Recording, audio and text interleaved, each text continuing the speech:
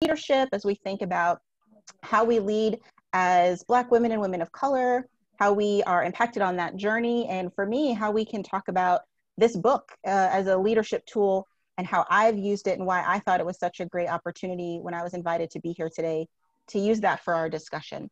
So as we get started, I'll tell you a little bit more about me, and then I'll tell you how we're going to kind of run the show now that we're all kind of logged in and good to go. We might have some other folks join us as we go through, which will be great as well. So as Erica said, I work at TCU. That's my day job, I like to say. I work in human resources and learning and development, basically. So I do employee education, employee programs. I also teach at TCU. I'm adjunct faculty in our Women and Gender Studies department and our Comparative Race and Ethnic Studies department. It has been a fascinating spring, and as we're getting ready for summer, as I am preparing my courses, this fall I'll be teaching one of my favorite courses, which I call The Color of Money, where I teach on economic access and race in the United States post-World War II. So we talk a little bit about wealth and finance and how the United States space has been set up and how your race has a big part in how we create wealth and generate income and access. So that's a fun course to teach, which I'll be starting this fall. I am a DEI certified practitioner, so I do a lot of work in the diversity, equity, inclusion, and access space. And for me, that really is a wonderful way to talk about community, to talk about identity, to talk about our connection and what it means to be an active, engaged citizen. And a big part of that is understanding how we lead as individuals. And for me, a great big part of how I lead as a woman, as a biracial woman, as a first generation college student who is now working in a higher education setting, those all impact the way I lead. And that's one of the reasons this book was so transformational for me, is that it helped me put into place ways to lead that felt the most authentic for me and felt holistic for me. So I want us to dive into that, but before we do, I want to make sure we feel good about how we're going to move forward today. So here's what I'd like for us to think about as we're engaging in our discussion. So if we were doing this in real life space, we'd be sitting together maybe at small tables and have a different interaction space. But here, since we're trying to build that community online, I invite you to use your camera if you're able. Some of us might be on our cell phones, and that's not necessarily a space we can do. But we can see and build community with each other that way. I know it's Saturday morning and some of us might be sitting in our favorite house coat. That's okay too. Let us be authentic and real and show up however we rolled out of bed this morning. So if you're able to use your camera, we're gonna do some breakout rooms a little bit later in our session. And I would invite you, if you don't wanna use your camera in the big room, to see if you would like to do that in that smaller group session. Please keep your microphone muted when you're not speaking, just to make sure there's not a lot of that ambient noise. But I'll invite you to turn on that microphone when you do have an opportunity to engage in the discussion. Looking at our participant features, I don't know that in this system you all have the ability to raise your hand in the participant feature, but you do in the chat. In the emotion space where you can like wave your hand, I invite you to use that if you have a question so that we can involve our discussion item. Go ahead and wave your hand, and that will be a way to alert Erica and me that you want to engage in the conversation. So we'll utilize that. And then obviously that chat feature, making sure that we're contributing our thoughts there. Erica and I will be utilizing that to bring in conversation. So we might see someone right in the chat and we might call on you to add and contribute. So that's how we're going to try and navigate conversation virtually with a group of 30 of us. So hopefully that'll work okay and we'll be able to engage that way. So I invite you to wave or raise your hand in your screen if you'd like to contribute. We can call on you or incorporate things in the chat. Does that sound okay? Awesome. All right. So let's get started. Let's talk a little bit about this book. I'm curious for those in the room, and again, you can raise your hand or put it in the chat. How many of you was this your first time reading the book? How many of us are first timers with this book? Okay. A few of us, I'm getting some thumbs ups. Yeah, so maybe it looks like it's a new book for some of us. And it looks like Mahasi, is that maybe how I say that, is already engaged in the Toltec wisdom and love that about the book. So I'm thankful that some of you have maybe had some experience with it. Itzel's revisiting the book. That's great, new for some of us. So this book for me was a really important book in my own development. And to get us started, we actually have a poll. So I'm going to pull that up. And if you've done a poll before with us on Zoom, you'll see it come on your screen in just a moment. And with that poll, the question that I'm asking is basically, of those 4 agreements, which one of the agreements resonated the most with you? And so let's launch that poll, give you all about 30 seconds or so to go ahead and tap in your answer on which one of those 4 agreements resonated the most with you. Great, I see some of those answers coming in.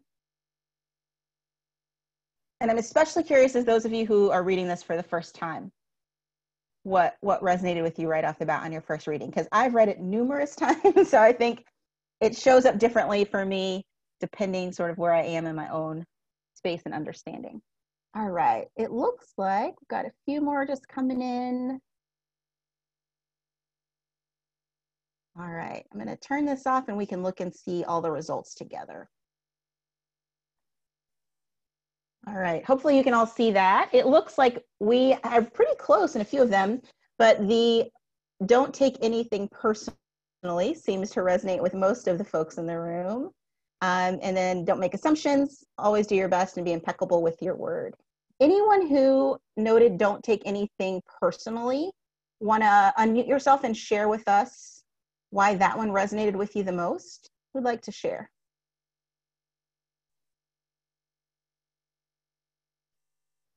Glinda, I see a thumbs up. Do you want to share? Sure. I think that we're all kind of built as women to kind of wear our hearts on our sleeves. And I've had to grow out of that because even as a kid, I would take things personally. And that, and I read this book probably about 4 years ago, and it really kind of strengthened that memory muscle to just maintain the attitude that, you know, I can't take it personally. And it's changed my life. Wonderful, thank you. Anyone else list the don't take anything personally as their top one that maybe wants to share?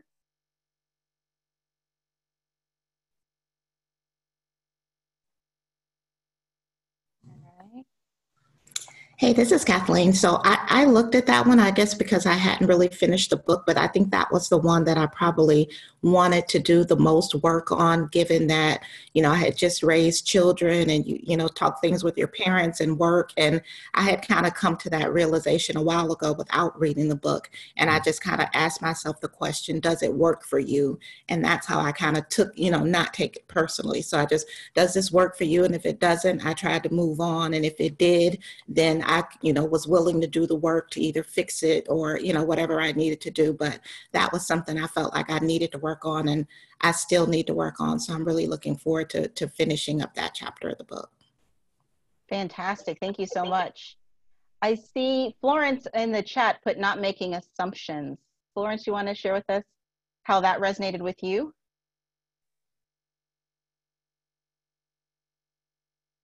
And Florence, you're muted, so if you want to unmute yourself there.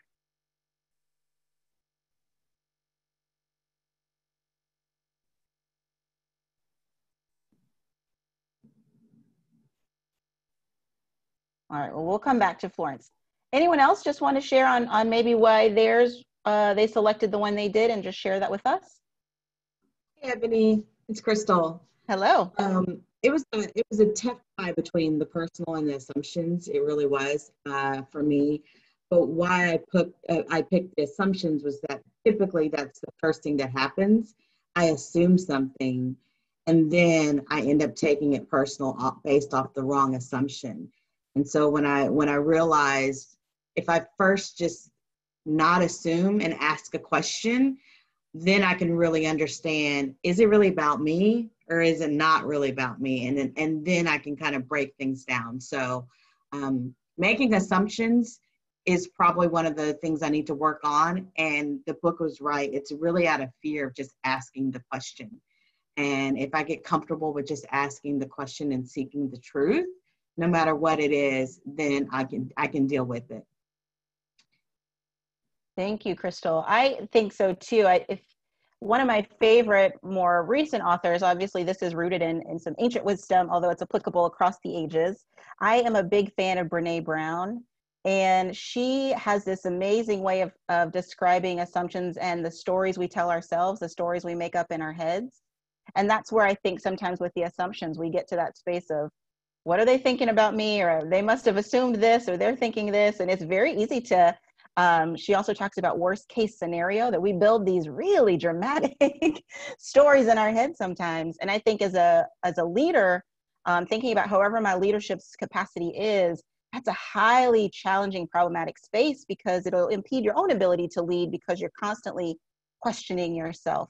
And so we're going to dive into that too. I'll take one more. Thank you, Crystal. Demetria, it looked like you had your hand up there for a second. Yes, I was just agreeing with your comparison to Brene Brown and the idea of examining your assumptions and filter them through what you're thinking. So yes, putting filters in place. That's a great way to think about the idea of filtering. I love that. That's a fantastic way to frame that. Well, here's what I want us to do. I'm going to walk us through each of the agreements today as part of our discussion. And what I've done is sort of put a leadership connection for me and how I connect with each of those. And then I want us to have some discussion around each of them as we go through. So that's where I'm going to take us next. And I want us to start with what is actually, let me make sure I close out the poll. There we go. I want us to start with the first agreement, which is actually my favorite agreement. This is the one that for me is a true guiding principle for how I occupy space, how I think about my own capacity and leadership. I think as an educator, for me, I recognize very early working with young people that my word is critical. What I say, how I say it, how I frame it, what I agree to, whether I hold that commitment, that I am creating space where folks can trust that my word is impeccable.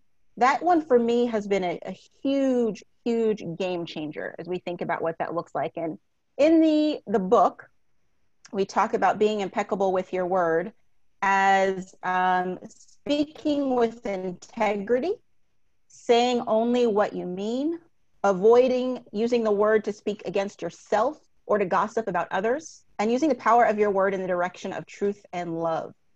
I think there's a lot to say there about the power of words against ourselves. I think especially as we are examining our own space, the way that we take up space in our communities, in our workspaces, that when we are self-deprecating, when we are putting ourselves down, when we are letting the things in our head become our voice, those are critical, challenging moments to overcome.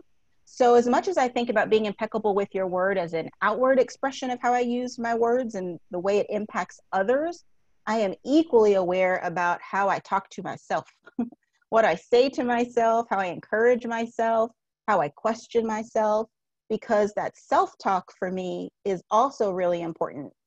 I talk about this a lot, especially when I'm working with young women. We talk about imposter syndrome. Show of hands if you know what imposter syndrome is, or if you've heard of imposter syndrome. Yeah, I see some hands going up. That idea of, do I actually belong here and will I be found out? Right? That's the idea of imposter syndrome. And I think in particular, depending on the space as women and as women of color, we are already in a marginalized position, depending on our profession or our career. And that self-talk, if we are not impeccable with the words we tell ourselves, it will absolutely come out in the way that we express ourselves to others, how we engage with others, how we do our job with other folks. And so I'm constantly thinking about being impeccable with my word, not only as it relates to the outward expression, like I said, but how it relates to how I talk about myself. And for me in a leadership capacity, it really encourages me to pause before I speak to make sure what I speak is truly my truth. And so being impeccable with my word, I think sometimes slows me down because I can be quick to react and quick to act. I am highly strategic. I am a problem solver. I want to get things done. I want to check it off my list. But for me, that recognition of being impeccable with my word has given me permission to slow down, to really think critically that what I'm going to put out there is going to be what I want out there. It's really helped me in that capacity. So for me, this is my favorite one. And this is, if people ask me, what are the words you live by? I will without a doubt say, I am going to be impeccable with my word. And I think in my circles, people know that if I say it, it is, if I can do it, I'm going to do it. But if I also tell you no, that there's power in that no, right? Because I think, again, as women, it's very easy for us to be wary of saying no to something. My impeccable no is a complete sentence. I don't need to put too much justification by it, because when I say yes, I mean it, which also means when I say no, I mean it. And I take those no's very seriously. And my community of folks knows that. You call on me, and if I can do it, I'm in 100%. If I can't do it, I will tell you no, and you will know that, okay, she can't do it. Next time we'll tap next time and see what we can do. So it also is a powerful pause for me and an ability to say no. What about some others? What is, maybe if some of you, this was your, the one that resonated with you the most? Let's hear from some other folks. How do this one land with you? Glinda? Okay. Well, actually in the book, I just continued to cling to the comment, the word is a force. And I totally agree with everything you said. Sometimes I sit through very wordy dissertation-like discussions, and when you said sometimes your voice is inside or dictating what you're saying, I've learned to be patient with those people, but it drives me crazy because I believe that if you use your word as a force, people will listen. But if you are using your word from a different place or having conversations with yourself or voicing opinions that may or may not be, in line with someone else's opinion, you just continue to not really make yourself credible. And so I think that it's important to make yourself credible or to enable other people to say what you said. Your word is your bond. Yes, and I think the more impeccable you are with your word, the more your credibility will build itself, right? The more people will understand that they can trust you, rely on you. That idea of building trust, I always say, is about extending trust first. And knowing that I am trustworthy, folks will see that and want to respond in kind. Amanda, you had yours up. Amanda Moreno. Hi, good morning. Yeah, this one is my favorite. It just, I come from a background of working with kiddos from trauma backgrounds, and then just even I've moved around a lot in my lifetime, and I have a tendency towards flowery language, if you will. Like, I really like beautiful language, but that can lead to kind of hyperbolic language, I've learned over time. And so I love the word impeccable because to me, I hear the word clean and clear. So I think about like a window, how clear can I keep what's between me and somebody else, that language that I'm putting out there, so that my intention and my heart and kind of that bond is true, and leaving as little room for that to become, I don't want to use the word twisted, but almost like tinted, or like I think somebody had said that we all have filters, right? So when we hear somebody else's language coming to us, we're kind of, that's coming through a filter and how we're perceiving it. And so to try to clean the filter as much as possible so that I can be true to whatever word I said. I can live up to whatever I shared with them, and it can be a true representation of what my intention was. And I think I've been working very hard over probably the past decade or so on making sure that my language is impeccable with others. I think just now in my 40s, I'm realizing the importance, to your point, of making sure that my language is impeccable with myself, and kind of honoring that bond with myself of what I say I'm going to do, I do. So I appreciated you bringing that to the table too. Great, thank you. And to your point of being mindful of your impact with your words, I think a large part of the discussion I'm having right now when I'm doing work around equity and the power of our word with folks around identity spaces is the difference between intention and impact. And that the intention may be one thing, but the way it lands or the impact it has on others is something different. And there's a piece about being impeccable with your words so that you can be ready whatever that impact is with what it is that you're messaging or what you're saying. And on page 31 of the book, one of the quotes I enjoy, it says, "When you are impeccable, you take responsibility for your actions, but you do not judge or blame yourself."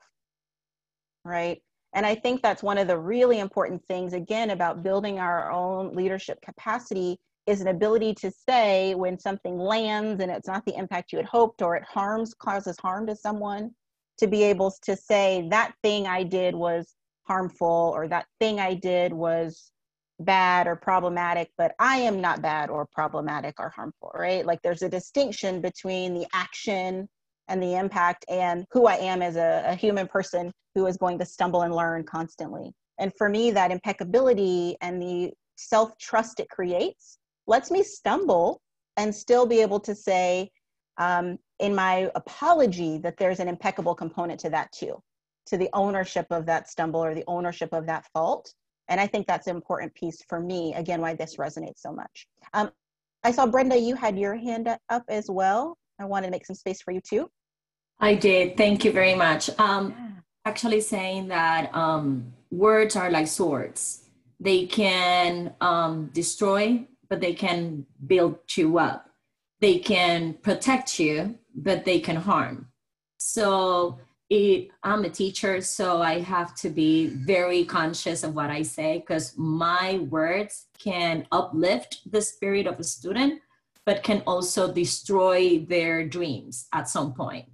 And at the same time, I have to be very aware of the words that I use with myself, because when you think negative thoughts about yourself, you are saying bad stuff about yourself. And in certain point, you are attracting all those things to yourself because you're a magnet. And whatever you're saying about yourself, you're bringing about yourself as well. So lately, I've been waking up and just giving grace every single morning, because I can wake up, because I can open up the faucet and have water, because I can use the restroom, because I can cook. And putting myself in that space of being grateful allows me to be happier about myself at the same time. So I'm using words for myself as well. I read the Spanish book. So in page 32 in the Spanish book, actually it says that words are like a double slide sword, that they can create a dream or they can destroy whatever is in it. So impeccable in Spanish means impecable, which means no sinner, no sin. So you can use you need to use your words so you don't sin upon anybody else or yourself. Yes, thank you so much. And in the English translation, that is on page 31, giving the definition around impeccable without sin, as it's translated. So there's a great section on that too. So thank you for bringing that up. I saw one more hand up, which we'll jump into before we move forward, because we're gonna have some more time to come back to this. Angelia?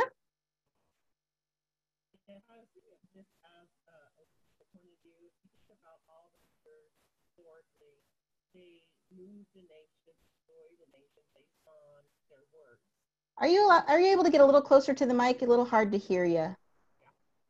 Can you hear me now? A little bit better. Okay. I was just saying that historically, as a leader, we can destroy nations or build nations based on our words. And so in a leadership position, you have to think about what type of leader that we are and what are we growing, and be cognizant of those words. Are we putting weeds in our garden, or are we putting seeds in our garden to grow for the people that we are charged to lead? Yes, absolutely. Thinking about it from that leadership capacity of what are we growing with our words? What are we building? Or what are we tearing down, right? That's such an important component of leadership and the importance of that impeccable word. Thank you all for great discussion. Let's keep moving. Like I said, we're gonna have time to come back to this in some smaller groups too. So I'm gonna keep us moving and we'll move on to our next agreement. Maybe. There we go. So the next agreement is don't make assumptions. And this certainly came up as one of the ones where folks were having conversation around it. And it's one of the ones that seems to resonate a lot with some of us on our call this morning. So in the ability to not make assumptions, we really focus in on this idea of being able to find the courage to ask questions, to express what you really want, to communicate with others as clearly as you can to avoid misunderstandings, sadness, and drama. We could spend a whole hour talking about drama. With this one agreement, you can completely transform your life. That's a heavy sentence, but I too agree that there is such change capacity when we move away from that idea of assumptions. And some of that came up for us a little bit earlier. I want to share with you again, for me, what that looks like is as a leadership connection. And I think for me, the ability to operate from this agreement, it encourages me to really seek clarification before I champion an issue or make a decision or get behind any kind of cause. I am a curious person by nature. I am a questioner by nature. And I will tell you, as a leadership capacity, that can rub a lot of people the wrong way. I have been in spaces where my questioning reads as defiance or as a desire to discredit or as a problem or challenge. I also think that's because I walk in brown skin that people don't like when I ask questions. I think that has a lot to do with it, depending on which room I am. So I already know that the more questions I ask, depending on the folks in the room, they are going to wonder why I need to know more. But I also know that in order for me in a professional capacity to get behind something, to do my due diligence as a member of your team, to support you, to do those things, I have to be able to ask critical questions and to analyze the information and to be able to say, before someone starts to make up their story or assume the things, I want to be able to have the information to help them buy into our product, our project, our program, right? Like that for me feels critical. And so when I think about this as a leadership capacity for me, this really is about giving myself permission to raise my hand and ask the question, even if folks are going to look at me a little bit sideways, right? Like I need to know these things. And I want you to know that I'm going to, when I know more and I can be clear, not only am I going to make less assumptions about our direction, but it's going to enable me to be impeccable with my word when I talk about the things that are important, right? Because I know the information. And so for me, the assumption piece really comes down to my ability to be curious. And I see some of you in the chat saying, yes, that you agree with that. And that's part of being able to make decisions. It's that ability to be informed and to know more. So I'm curious, who has some thoughts on making assumptions or how that maybe shows up for you as a leader? What does that look like? We'll take some space from, if any of you want to chime in, again, raise your hand or type it in the chat. Stephanie has written in that when I ask a question, I'm looked at as being defiant rather than me wanting to be more informed. Yes. Show of hands if you felt that in a room, because no one has to say anything for you to know that they're looking at you like, why are you so? Yes, I see all the hands going up, right? And I think it is a byproduct of the way our systems have been set up of who gets to ask questions and who has the power and authority in specific spaces. And again, thinking about my own leadership capacity, I'd rather make you uncomfortable with my question so that I can get comfortable with my answer, right? If I'm a part of your team, we got to be in this, we've got to be in this together. So others, how does this one resonate for you? I'm Veronica Kunschik, and so thank you for asking. And this one really resonated for me. I think on a daily basis, I actually focus on this quite a bit. I'm very big in my leadership capacity about understanding personalities and making sure that I'm working on myself and not trying to fix others. And so in doing so, I find myself always reminding myself, okay, positive intent. Why is this person coming to me with a checklist? Why is this person asking me 1,000 questions? But knowing that they're coming to me from their state of excellence, of the way that they're going to build us and become and help us to become better. And if I don't do that, if I'm not constantly reminding myself of positive intent, then our minds tend to take us to that negative assumption of, like you said, why am I asking so many questions? What you said made me think of a dean that I had as a high school principal, who would come in, and if I gave her a task, she'd leave and come back with hundreds of questions. And until I really started to delve into understanding different personalities was then when I could really learn to appreciate and even tell her, I can't wait for you to come back and strengthen what I'm thinking, because you're going to ask me the questions that need me to do that. So assumptions for me, I work on a daily basis. Yes, thank you, Veronica. Thank you. I see Whitney has her hand up. Whitney? Yes, thank you, Ebony. So this makes me think about how, like, I personally had to become more comfortable with, like, answering the question of why when people ask why. Because I think about, like, growing up, I personally, I didn't get to ask, like, why a lot, you know, to my parents. It was just, sometimes it was understood that it's because they're my parents and that's what was expected. But becoming a bit more comfortable with people asking why, if it will help lead them to clarification and understanding. So.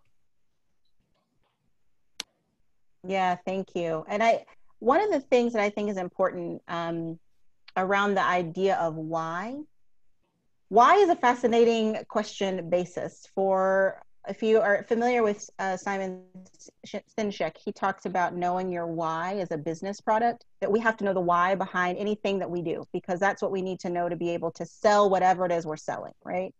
That if we can't talk about the why this is important or why this matters, we're in trouble. On the other hand, questions of why in interpersonal relationships are really difficult to navigate. I teach a lot of work around community dialogue and intentional dialogue practices. And we, in our training, tell people to not ask why questions. Because why do you do that? Why do you need that? Why do you think that?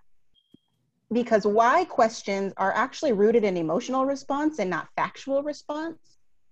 And so people hear a why question and they think you are coming for them as opposed to clarifying the issue.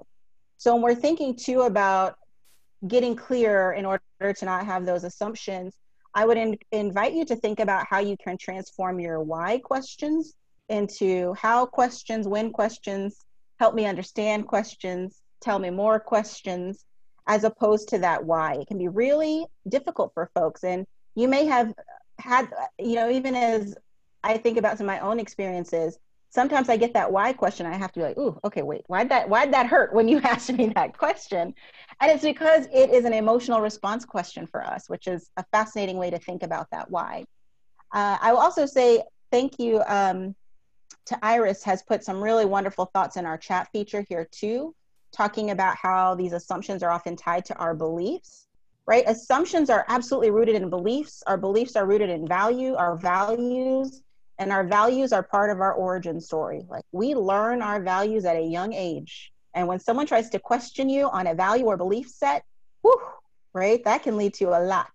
So there is a lot to be thinking about. Those checking those assumptions is that they're really about evaluating our own belief system, what we see as truth, what we see as right and wrong, and that there's a lot of connection around how that plays out for us in different spaces. I also want to point out for you, one of my favorite takeaways from Don't Make Assumptions is on page 72 of the English version, that says, find your voice to ask for what you want.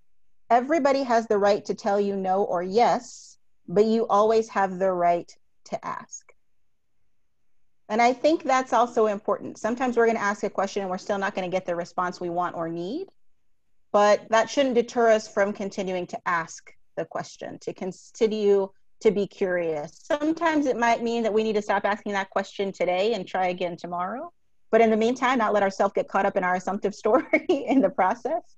But there's also some of that element around, again, that idea of pause and patience that I think really comes into play when you're talking about taking up some of that clarification. Because the other problem with assumptions is that, as it says in the book, we start to believe those assumptions are the truth. Right? And then when we begin to argue in favor of these assumptions, we create new drama because we've decided that the assumption is the truth, and now I need to fight for the truth, which is, you know, putting yourself in another really challenging place. So staying out of assumption also keeps you clear on what your truth is, what your understanding is, as opposed to building a narrative that is rooted in falsehood or something else, right? So anyone else on Don't Make Assumptions that wants to contribute? Again, I see some great things coming in on the chat. Thank you, Crystal, and Veronica getting some clarification around why, and Crystal talking about that we assume naturally, absolutely, it is a built-in hardwired piece, and that part of that process for herself is asking, do I really know?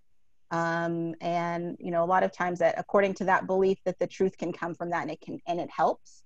And that her company encourages intellectual curiosity. Yes, yes. I always lean into curiosity. People who are curious are people who are going to find more information.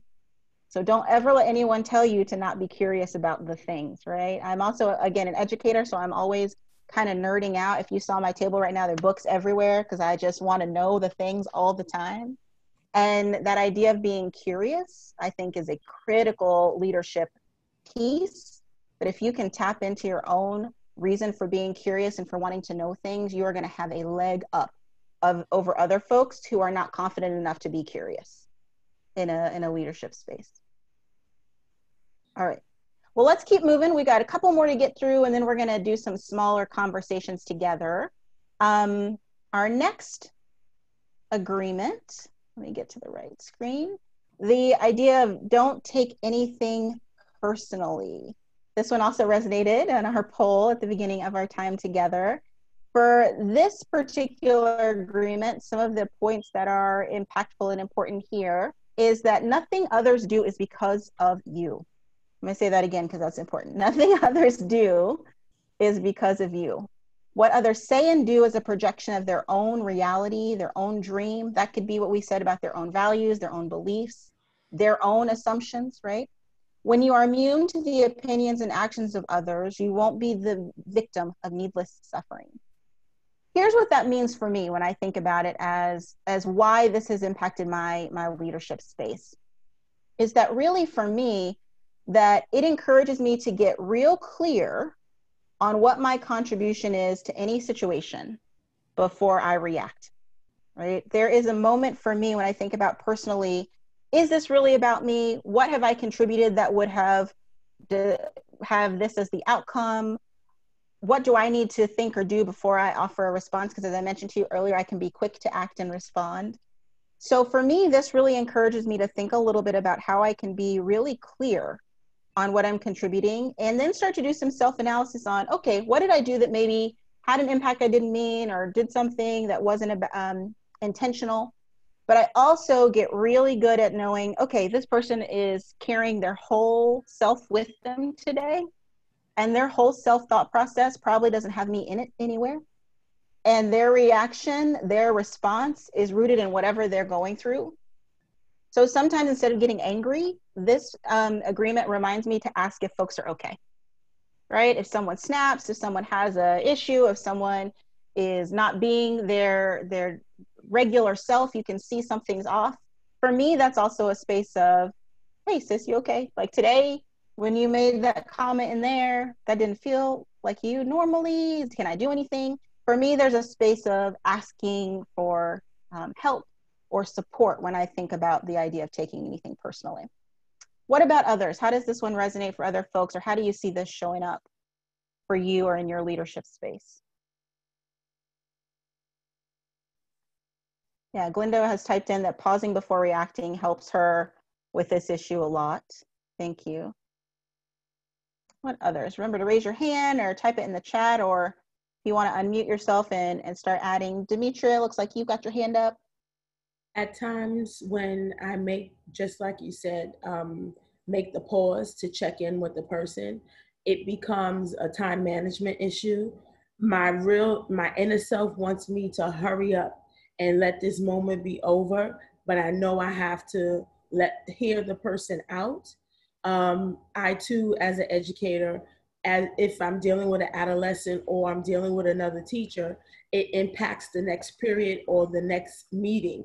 So because I want to minimize the toxicity that it can bring to an environment, just enduring and then being able to decompress to then really hear what they did not say. And then go back to re-examine my words and or actions. Yes, that ability to react what was not said, that's huge.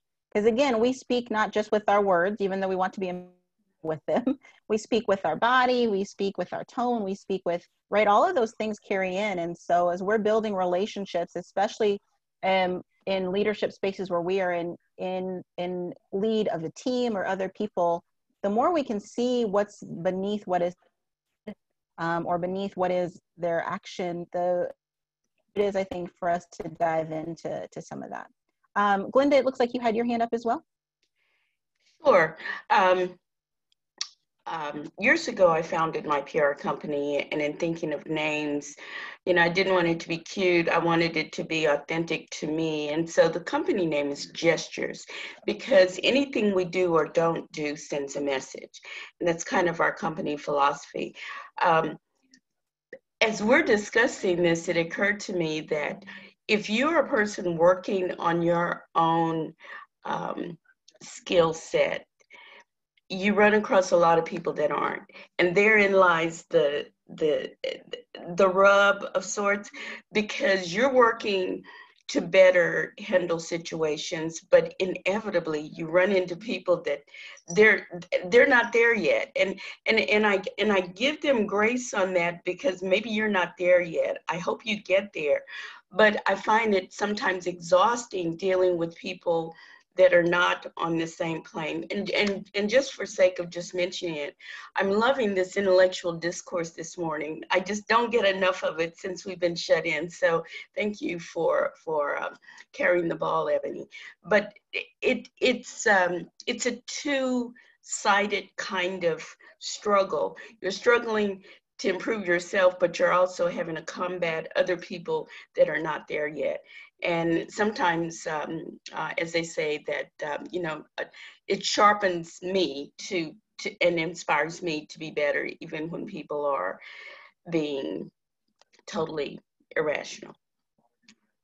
Yeah, yes, there is definitely a space where you're like, get on my level, and having to get out of our own way when folks aren't quite there yet. Crystal, you put that this hit like a slap in the face. You want to elaborate on that for us? Yeah, it was just a reality check, right? I think we naturally want it to be about ourselves, right? So once you take yourself out of it, it almost kind of allows the emotions to come out of it as well, right? And so you're no longer tied to what was said or what was maybe emailed or what the action was. But then when you look at that person and you focus outward versus inward, then you have a better view. And then you can look at the situation for what it is. So that to me is going to be great, because I mean, recently I got added responsibilities in my role to manage another team on top of everything else that I'm doing.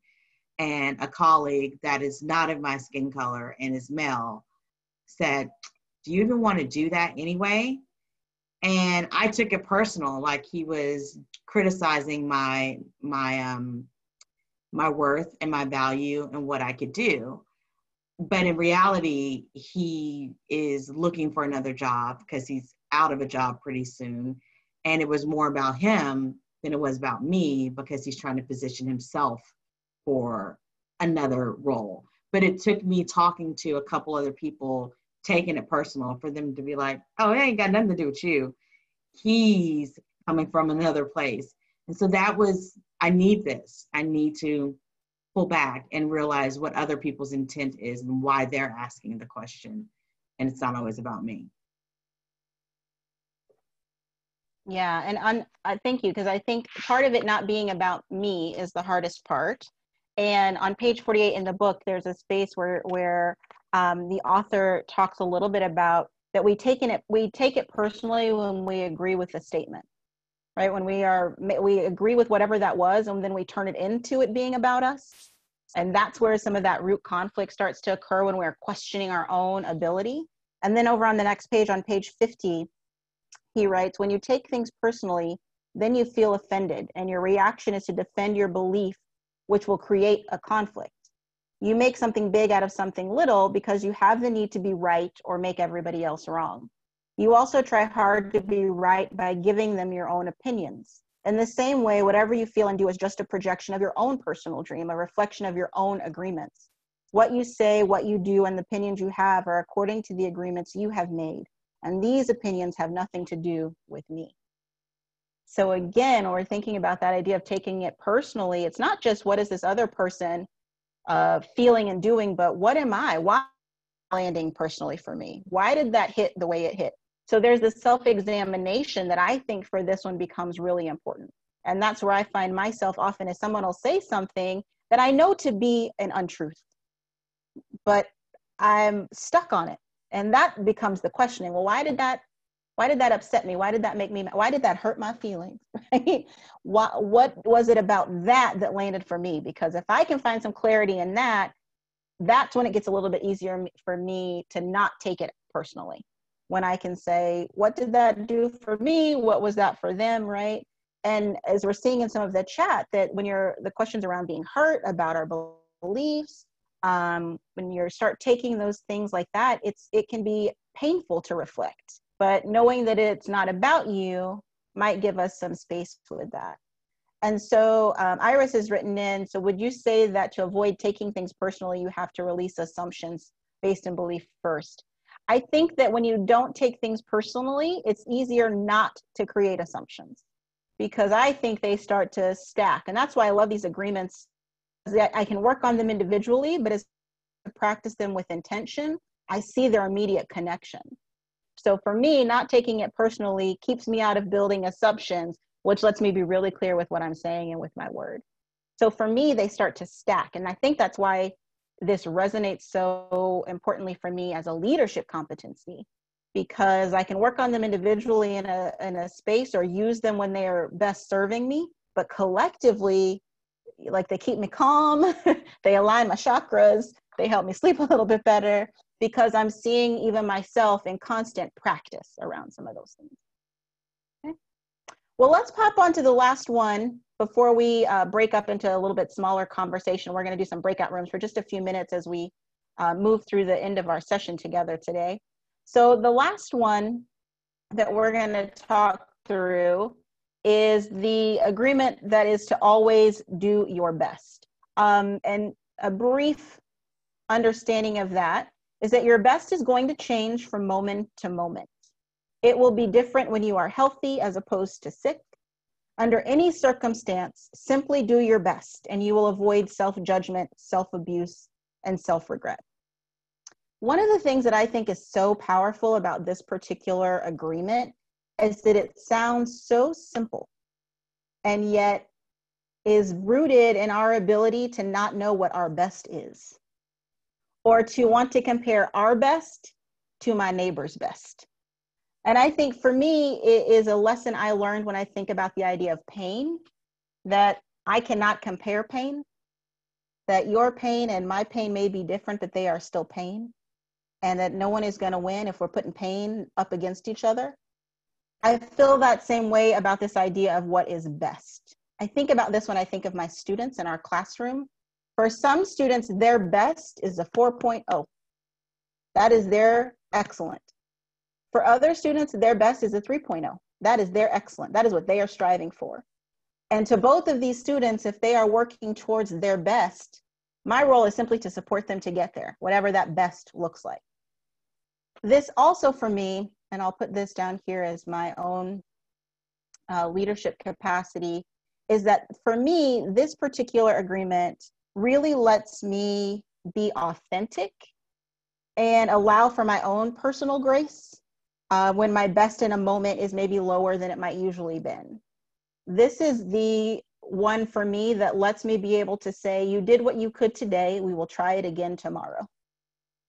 And knowing that that idea that my best is only as good as all of the things happening, and that some days I can show up and be at 99% ready to go, and some days I'm showing up at 62%, and that's okay too.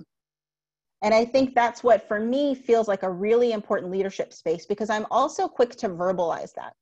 I will be the first person to sit down at the board table and say, I'm glad we're here, y'all, but I'm feeling a little bit tired today, or I've got a headache today, or I was up all night because of this today. So I'm giving you all I can. Hope everyone else can contribute so we can get these things done and accomplished, right? Like, that's a leadership authenticity that is really critical to break into, because when you can walk into the room and say to someone, I'm here, but I'm only here at 62%, that gives everybody else in the room a space to say, like, whew, me too. You know, so maybe we need to get through agenda items A and B today and save C for next week. Because that's what it looks like to lead from authenticity. And for me, that's what it feels like to lead from my best, to be able to do that. And it also lets me know that if a colleague or a teammate isn't performing at 100%, to be able to know that maybe that's all they had today. Maybe today was a rough day and they gave what they could, and I'm going to give them the grace to do that, and we will come back again and we will move forward from there.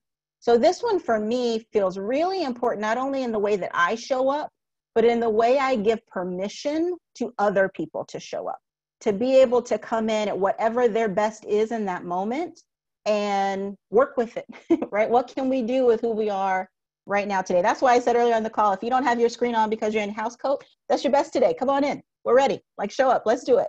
Because we need to create space, and I think especially as women and women of color, where our best is okay, whatever that best is, and knowing that we are walking into community with other people who are simply doing the best they can.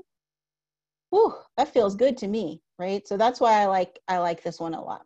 What about some of the others? Let's see if you want to raise your hand, or Kristen, it looks like you've got your hand up. Yeah, good morning. So I really resonate with this idea of personal grace. You know, I think that as a woman of color, we can be our own worst critic. You know, I grew up in this realm where you've got to do twice as much to get half as much, you know what I mean?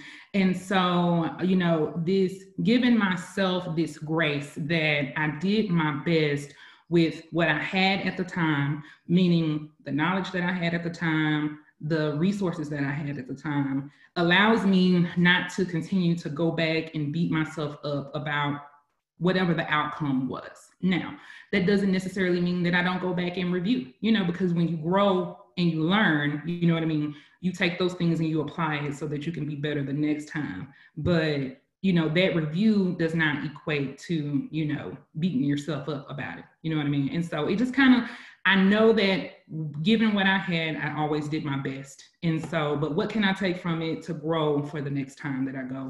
And it just kind of helps me, you know, keep on marching.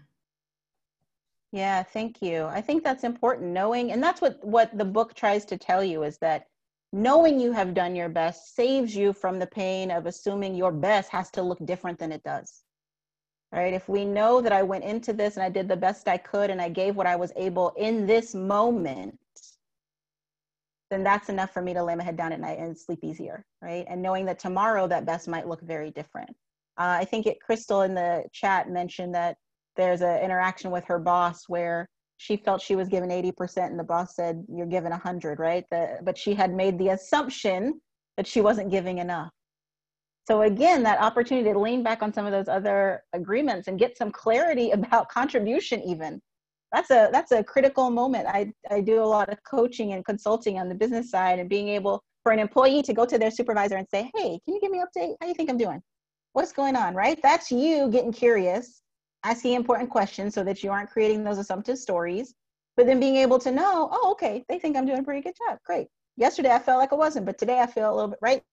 And putting all these pieces together, you're building your own toolkit of self-clarity, self-preservation, self-motivation, and it's going to let you lean into some of those other conversations a little bit differently. Dimitri, did you have your hand up, or was that just the thumbs up in response to one of the comments. Okay, okay. Anyone else want to give us some thoughts on this concept of doing your best? I definitely think the comparison here has to fall down. Once I realized that reading that, if this is the best today, that's it. And that's okay. And being okay with this is my best today, and loving myself within that. There's a lot of different factors that change in your day where you can't go 100% in one area because something else is taking you. So being able to say that this is my best, tell myself I did my best today, and there's nothing else I can do about it. That was my best. And then be proud of yourself for giving your best to yourself and to those around you, right? I think that's freeing, that's liberating. Yes, absolutely. And over in the chat, Glenda just wrote in that the term best is subjective. Absolutely. And it's so important for us to know that, because recognition that best is subjective keeps us out of a comparison state, right? The less likely we are to be in comparison or in competition with folks when we know what best means and looks like for us and how that impacts our own learning in our own space. And I think Sandra put on page 78 in the book, it says, you are not here to sacrifice your joy or your life. You are here to live, to be happy, and to love. Absolutely. And that is a guiding principle for our life, but that's also a guiding principle for work. And there's a big part of the book where he talks about these things as they apply to work, and that we need to work. We do better at work when we are working towards whatever our joy is or our passion is, and not working day to day, task to task, paycheck to paycheck. Recognizing that that's the reality for a lot of us, right? But the difference you can have if your work is a space of your joy. I will also point to one of the things I appreciate about this art agreement is on page 79, where our author writes, doing your best is taking the action because you love it, not because you are expecting a reward. Right? So again, doing our best is really about the self satisfaction, the self gratification, and not just about what am I going to win here? That might be some of it, right? Some of us might be working towards very strategic goals that require some of that observation and input and validation from others, especially at work. But the point of being able to do our best and keep our core intact is really, really important. And Iris over here has said that, how do you balance this is your best and dig deeper? I think for me, and again, I'll speak from my kind of understanding and how I use this, that it's a recognition that on my best days, it's enough, but there are days where digging deeper is going to have to be also the focus, that they don't have to be the same, that digging deeper can also mean learning more, trying something differently, engaging in a new way, as opposed to it being a compatible space of, am I doing my best today by learning or doing something different? Glenda, you've got your hand up there. Just to dovetail on what you said, it is about doing your best, but like you said, on those days that you're having to dig deeper, and I have different clients with different needs, so I almost have to go through kind of a master's dissertation of their business when I take them on. And I used to feel that this is such a waste because I'm trying to research, I'm going to Google alerts, but at the end of the day, I feel that I feel so rewarded because I have dug deeper, and maybe I didn't get that script out to them today, but I have a much deeper understanding of the issue.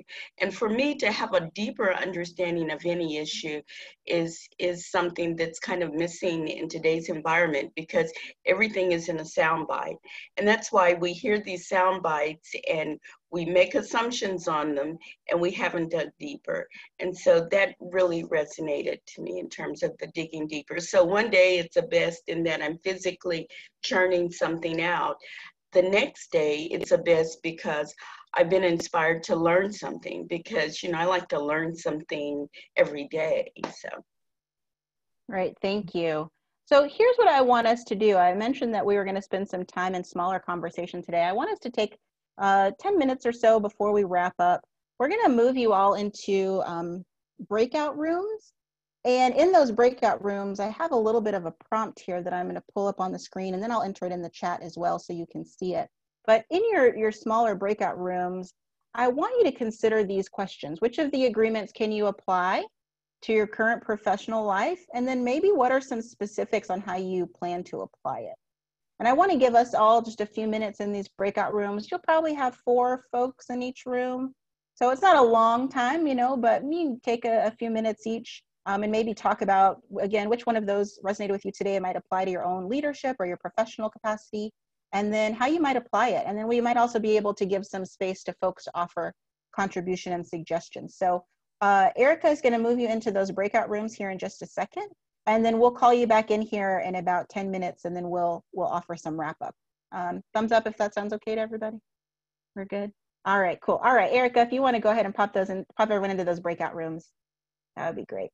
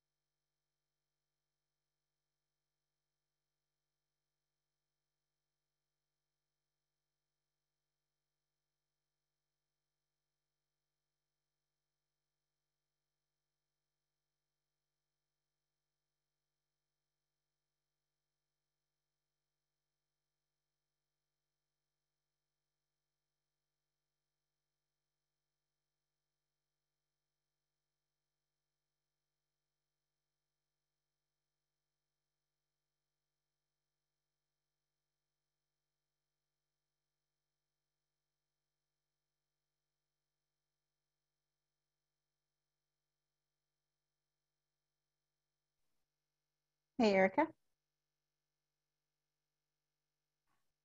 Oh, you're muted.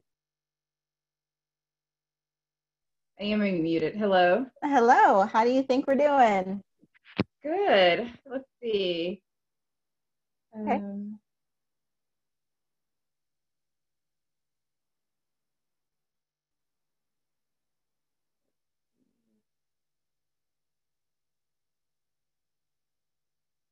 I'm looking at the breakout rooms moment. Mm-hmm.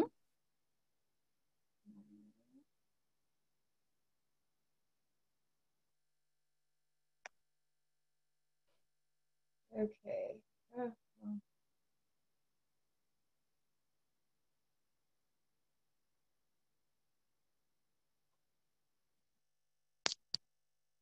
Where's that breakout room?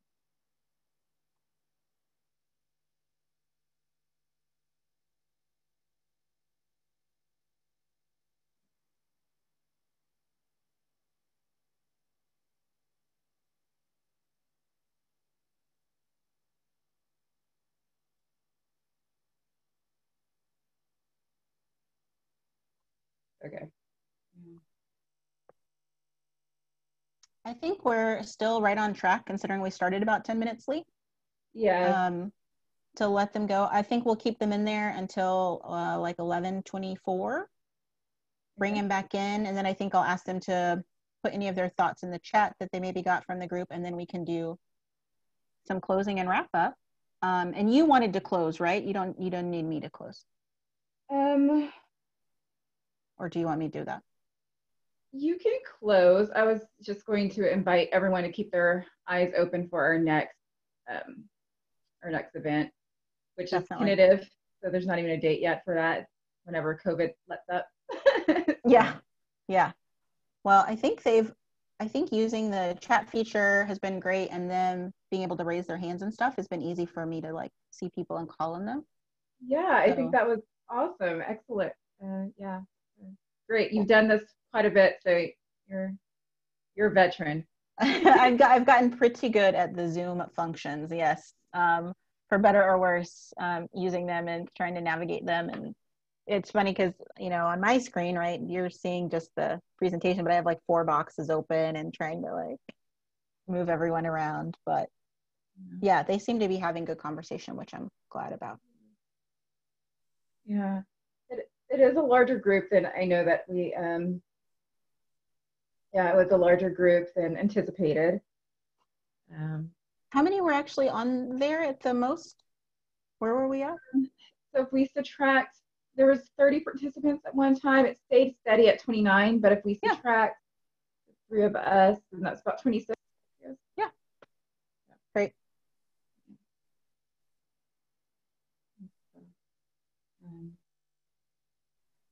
Yeah, I think that was good. Which agreements can you apply in your personal life?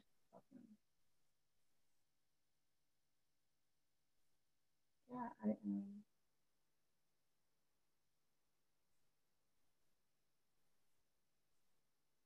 Yeah, I appreciated the comment from, I think it was Glenda, who was like, it's just nice to have like discussion with people after being in our own little spaces for so long, to sit and talk to people. And I concur. It's nice to have like intellectual discussion, as in the middle of being kind of home alone. Yeah, I guess it is, because we go to work every day in our homes. We're just working, going shopping for essentials, and kind of missing out on the community. Mm-hmm.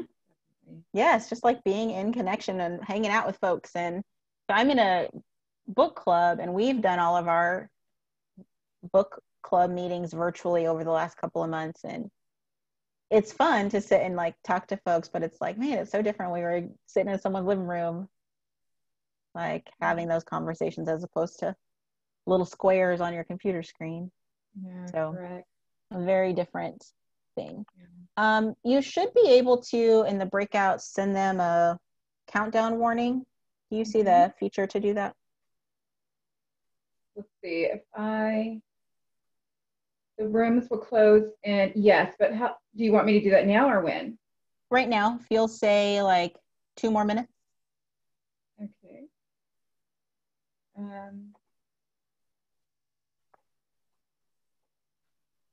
I actually, no, it's ending now. I didn't give them 2 minutes. Counting down now to end. What is it counting down from, 60? Now it's like 30. Or is counting down from 2?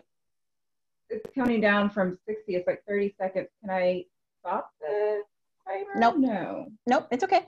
We'll bring them back. Okay, yeah, they're coming back within the next 10 seconds. They'll be back in here. Perfect.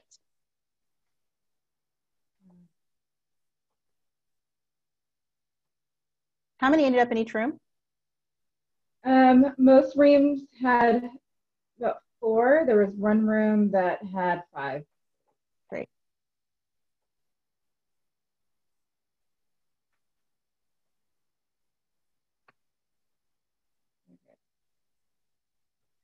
All right, welcome back to our main room. It looks like most of us are coming back into the main space. We needed more time.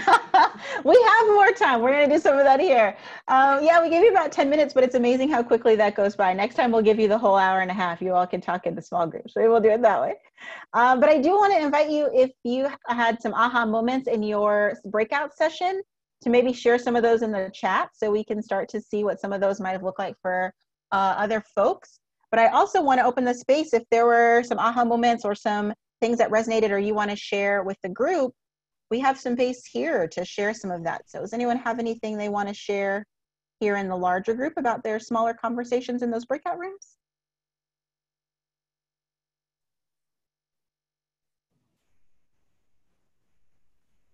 Ebony, I'll share. We had such a rich conversation for the short time that we had.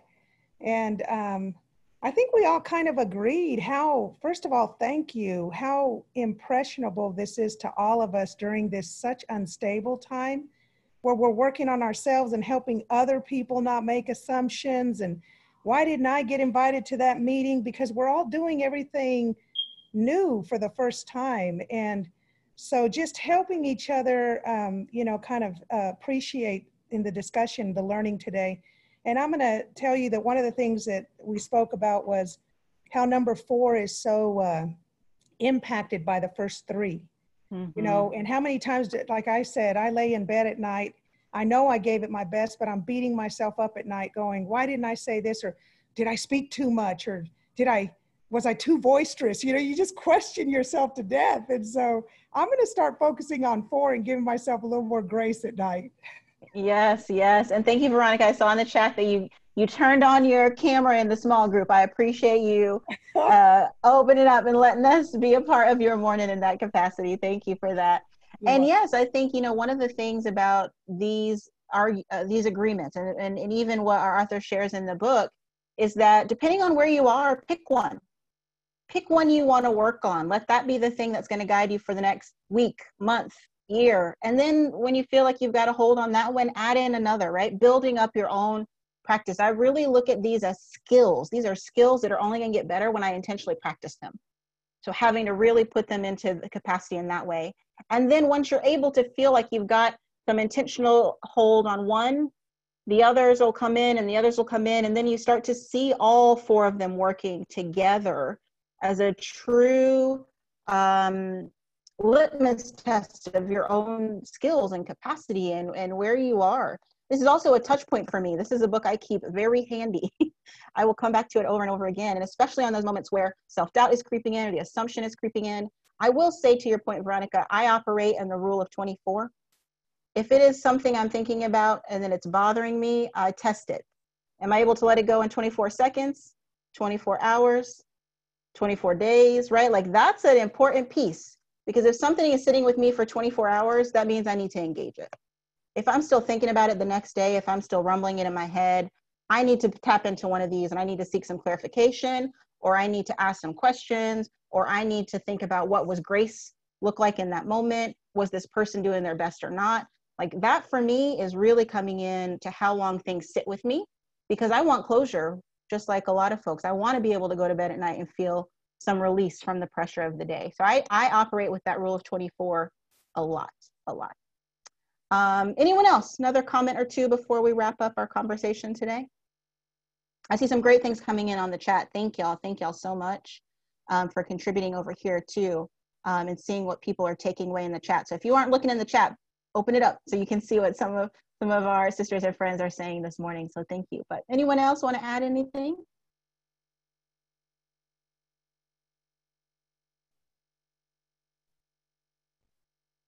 Right. Well, I'm going to keep reading through some of the information that you all are submitting on the chat.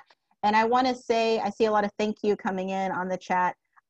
Thank you. I want to extend that as well. Thank you all for being here this morning, for making some time for yourself this morning, for some communion and conversation and some community building and connection building.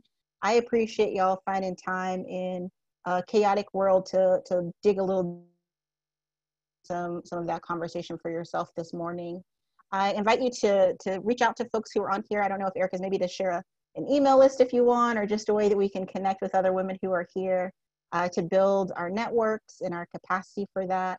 I will offer you, again, I know Erica's going to close us up here in a moment, but I am happy to also stay on the line a little bit longer.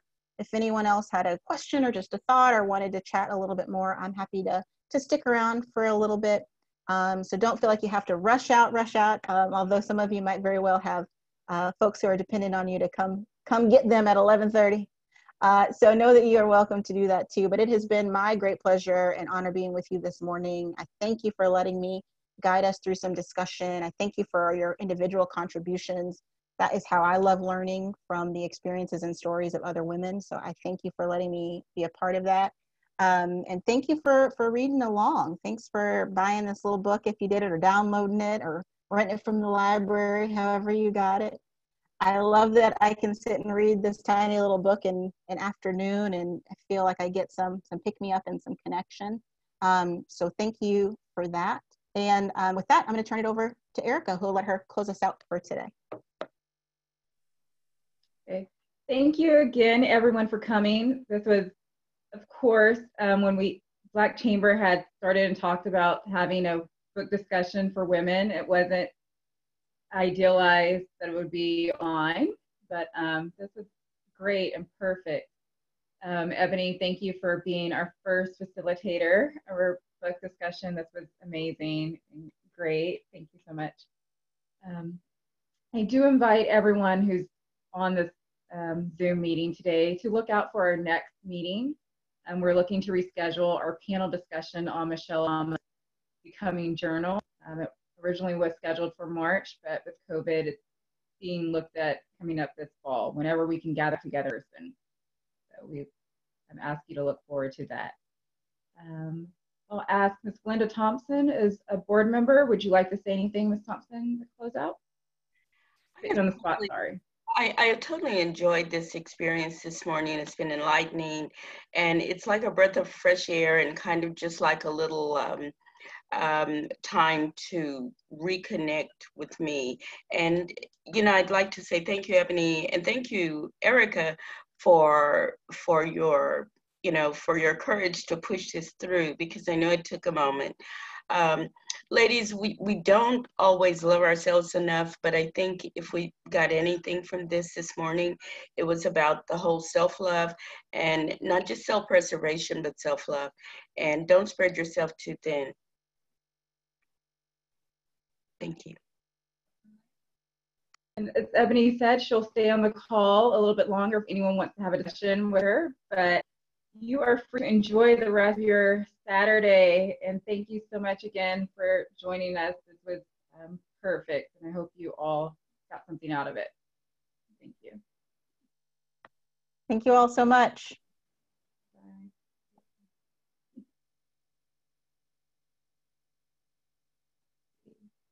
Thank you. Thank you, Amanda. Have a great day. You too.